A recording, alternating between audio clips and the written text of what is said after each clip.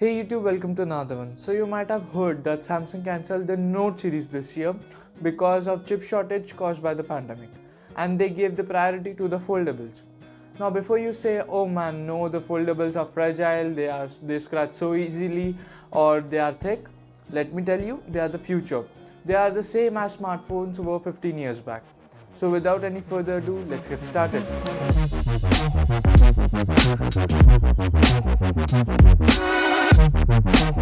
In Galaxy Unpacked yesterday, Samsung revealed two foldables, namely Z Fold 3 and Z Flip 3, and also Galaxy Buds 2, which is the successor to Galaxy Buds Plus and not the Galaxy Buds Pro. Also, they revealed the Galaxy Watch 4, which is the first iteration of Google x Samsung Wear OS, or One UI Watch as they call it. Let's talk about them order-wise.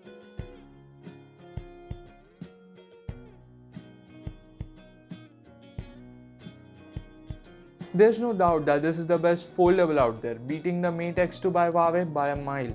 But is it the best smartphone? Well, it's a complicated question. Let me explain what I mean.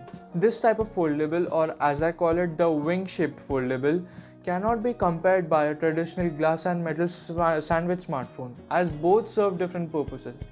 While the traditional smartphone is for the masses, this type of foldable is for super niche category of people who use a smartphone for daily use and a tablet for content consumption or note taking or sketching. Now for spec hungry people, here are the specs.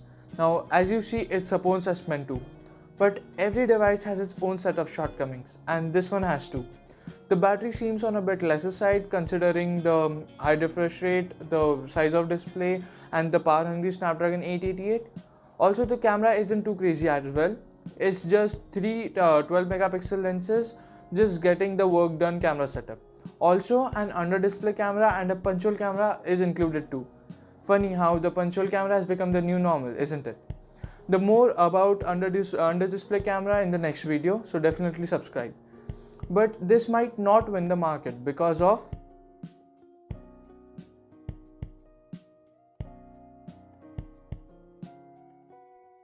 Z Flip 3.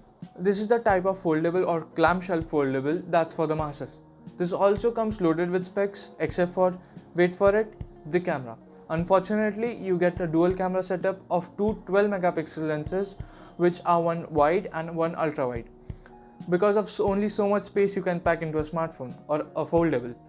Samsung also claims that it can be folded and closed for about 200,000 times, which is a lot.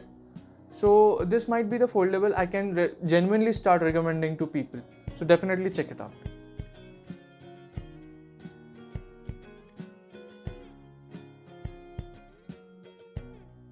Another product to be launched by Samsung at the Galaxy Unpacked were Galaxy Buds Pro.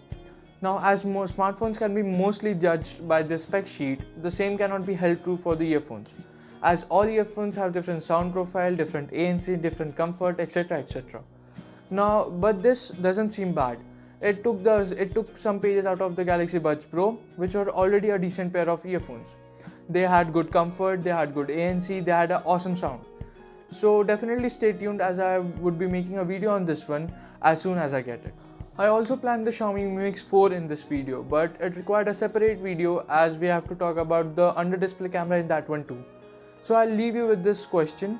Do you consider foldable as your daily driver in 2021? Do let me in the comments.